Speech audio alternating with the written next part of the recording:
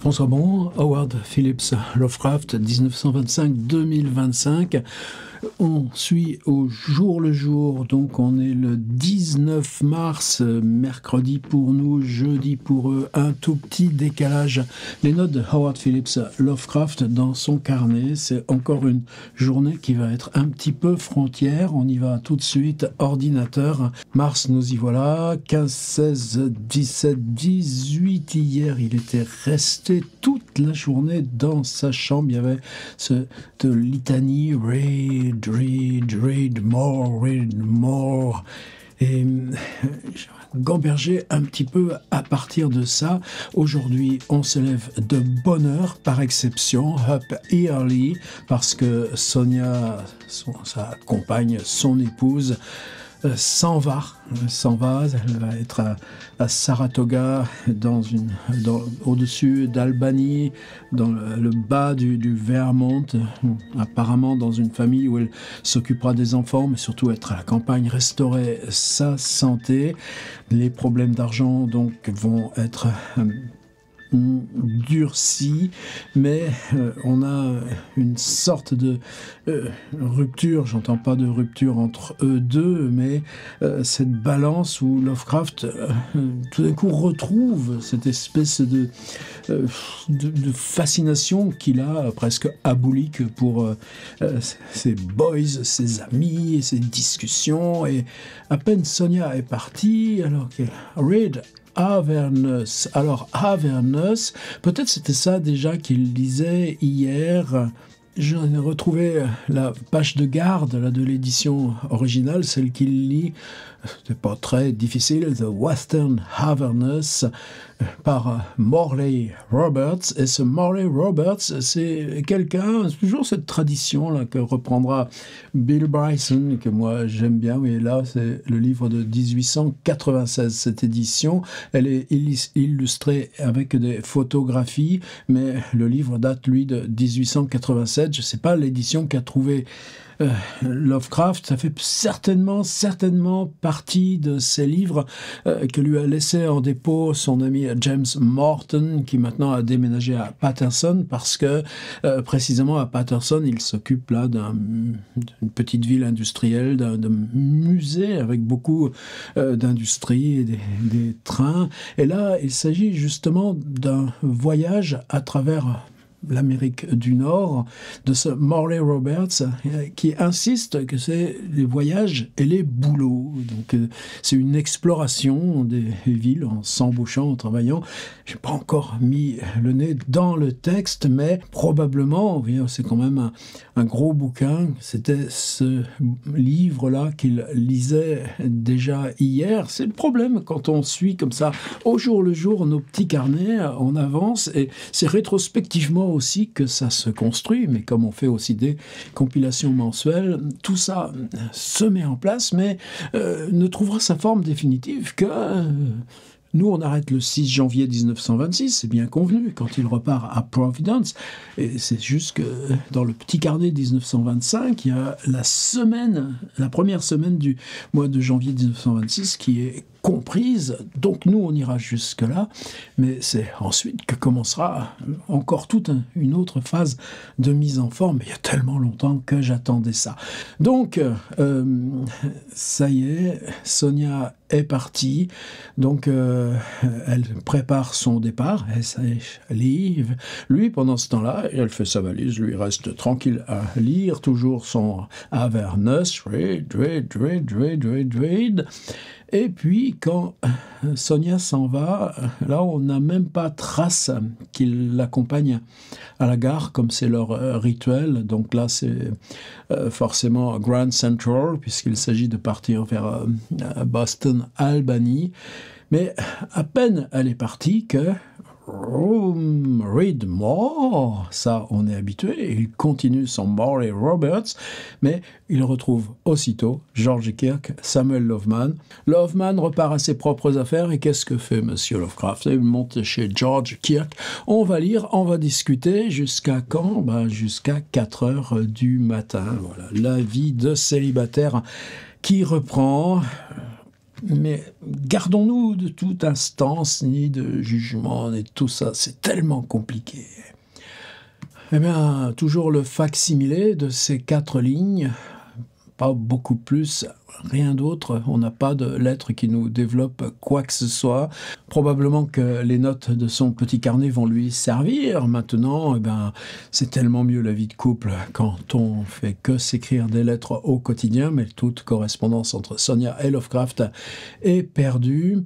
Alors, j'ai fait une excursion, mais cette excursion, j'ai pas envie de la traiter dans cette vidéo. Je vais faire une vidéo spéciale. Hier, j'étais à lire. On était parti sur ce carnet de 1933, qui est aussi un petit carnet. En fait, je vous avais raconté, je bafouille toujours. Hein, c'est le carnet de 1927, la petite tranche dorée que lui avait offert Sonia. Et lui, en 1933, fait des compressions d'histoires. C'est-à-dire qu'il prend des histoires fantastiques, thèmes d'horreur, et il les résume, et par ces compressions, il a cette espèce de petit embryon tremblant qu'il peut réinjecter dans son propre univers.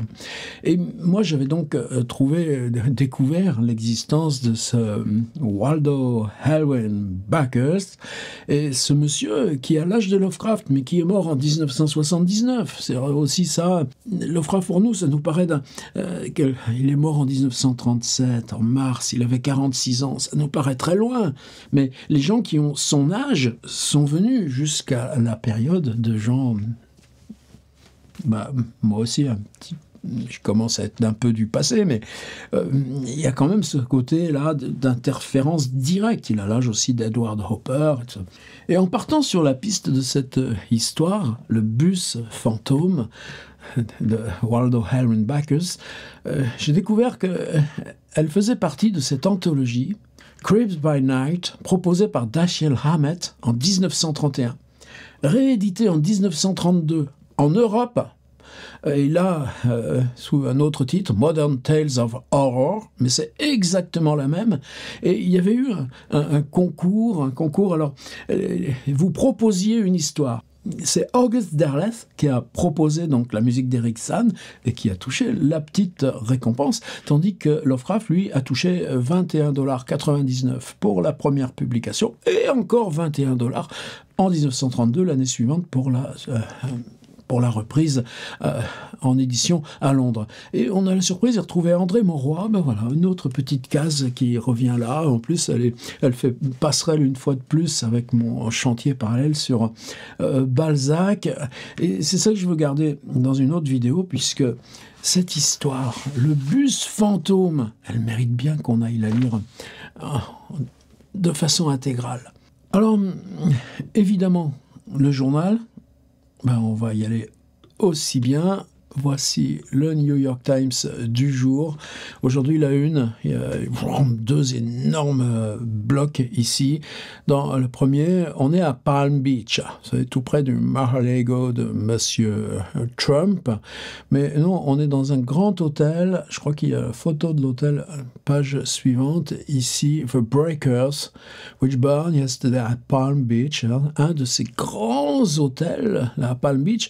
Alors, par exemple, où est la tante Annie en ce moment? Eh bien, la tante Annie était partie en vacances d'hiver en Floride. Tous les bons Américains le font. Même l'ami Stephen King, là. Stephen King the King. Et oui, mais la tante Annie Gamoil, il est peu probable qu'elle soit dans un établissement de luxe comme celui-ci. Mais quand l'incendie... c'est tout le bâtiment qui... évidemment, les gens sautent des fenêtres et tout ça. Bon, on n'est pas au World Trade Center, mais en tout cas, voilà, un grand événement. Et de l'autre côté, alors c'est bizarre parce qu'il y a exactement eu ça dans l'actualité d'hier aussi, donc à 100 ans de distance, une tornade, des ouragans, des cyclones qui remontent là tout le long de l'Amérique centrale. Et celui d'hier, vous trouverez trace dans vos journaux donc de 2025, Et ça aussi, c'est des petits indicateurs. Il ne s'agit pas d'aller faire des comptabilités de l'horreur, mais je crois que l'ouragan là, qui est en cours en ce moment, exactement au même lieu, il a laissé les USA avec 30 morts. Bien, il y a un siècle, c'est 950 morts, 2700 blessés, et several towns wiped out, fires raging, et on est là dans l'Illinois, St. Louis, l'Indiana, donc toutes ces zones aussi qui sont ouvrières.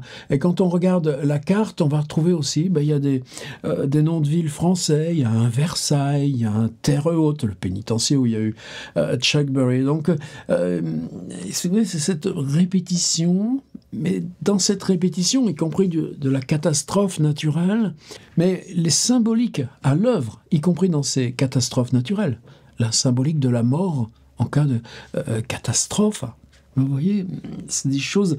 Est-ce que ça compte là dans notre approche de la littérature?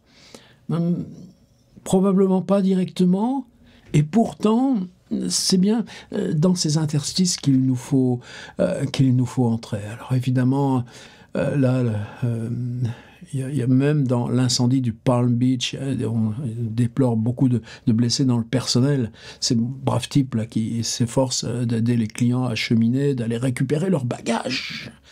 Et mostly Negroes, pour la plupart des Noirs. Des récits de la panique dans le très beau Breakers, cet hôtel de Palm Beach. On va retrouver dans le journal notre mademoiselle Mendelssohn. Vous vous souvenez de mademoiselle Mendelssohn qui disait qu'elle avait préféré aller une journée en prison plutôt que de payer l'amende, et c'était enquis, si on y mangeait bien dans la prison, eh bien elle repasse au tribunal encore pour excès de vitesse. Elle dit, mais si vous trouvez que ça se fait pas d'aller en voiture aussi vite, donnez-moi un avion. Et la madame juge, elle va pas aimer du tout ça. En plus, elle savait qu'on allait lui retirer son permis de conduire. Donc qu'est-ce qu'elle fait? Elle vient au tribunal, mais sans son permis de conduire. La présidente ne se dégonfle pas. Elle va la faire accompagner par un policier jusque chez elle pour revenir avec son permis, mais évidemment, on a une sorte de mise en théâtre. La demoiselle est très consciente maintenant que tout ça est suivi dans les journaux. Il y a un petit entrefilet sur des trafics de têtes humaines. Ces trafics de têtes humaines momifiées, ben oui, mais vous achetez ça, ça fait beau dans les salons, une tête humaine de sauvage momifiée. Simplement, quand on les commande, il y a des gens de haute moralité qui vont... se servir juste à proximité et vous les présenter comme antiquité. Je vous ai repris un tout petit entrefilet, c'est à la prison de Sing Sing. Imaginez la chaise électrique. Oh ben on a des photos, c'est pas difficile.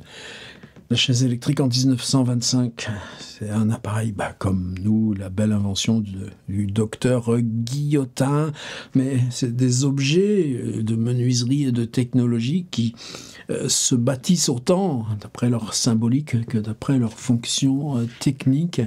Et là, les prisonniers se sont cotisés entre eux sur le pauvre salaire qu'on leur donne dans ces boulots et ont amassé $2700. Ils se sont cotisés pour l'offrir à la veuve et aux enfants du type qui vient d'être exécuté. Et là encore, s'ouvre tout un tas de pistes. Les prisonniers avaient collectivement pensé que cette exécution était injustifiée. À Londres, la chambre des horreurs du musée Tussaud, victime d'un incendie. Oh, ça fait rien, on va vite la refaire. Et j'ai ce petit entrefilet, c'est l'article que j'ai choisi pour traduire. Captive and Cellar, 2 days. Et en y regardant, évidemment, de plus près, voilà ce que ça donne. New York Times, 19 mars 1925. Séquestré 2 jours dans une cave. Retrouvé au coin de la 2e avenue et de la 34e rue la nuit dernière. Mais on est en plein cœur de Manhattan. On est sur la rue la plus commerçante du cœur de Manhattan. Des milliers de gens passent là, portant uniquement une couverture et des chaussettes. Rose Smith âgée de 20 ans, a déclaré avoir été retenue prisonnière dans une cave de la 34e rue, entre la 1re et la 2e avenue, par 2 hommes, 2 jours durant, qui lui avaient enlevé ses vêtements pour l'empêcher de fuir. Elle a été transportée à l'hôpital Bellevue dans un état hystérique. Elle porte la trace de nombreux coups au visage, sur le corps. La jeune fille a dit aux inspecteurs du commissariat de la 34e rue qu'elle était entrée dans cet immeuble pour une offre d'emploi et qu'alors qu'elle repartait, 2 hommes l'avaient emmenée de force dans les caves où les attendaient 4 autres hommes. Sa condition ne lui a pas permis de raconter les détails de son évasion. Elle a déclaré être domiciliée, comme par hasard, évidemment, 806 Elton Avenue dans le Bronx. Il y a 2 ans, un groupe de 7 hommes avait effectué une attaque similaire sur une employée de Bellevue dans une cave des mêmes bâtiments. 5 avaient été pris et envoyés en prison. Vous voyez aussi le vocabulaire hystérique pour la jeune fille de 20 ans du Bronx. Est-ce qu'on prononce simplement l'idée ou le mot de viol ou viol collectif, plus violence, plus séquestration? Et c'est cette condition de l'humanité là, dans ce recommencement permanent, de plus sinistre. Est-ce que ça a à voir avec la littérature? Il suffit de regarder où on en est en 2025. Voilà, c'est tout pour aujourd'hui, mais on va s'en aller lire Le bus fantôme de Erwin Backes. À vous de voir si vous voulez en plus.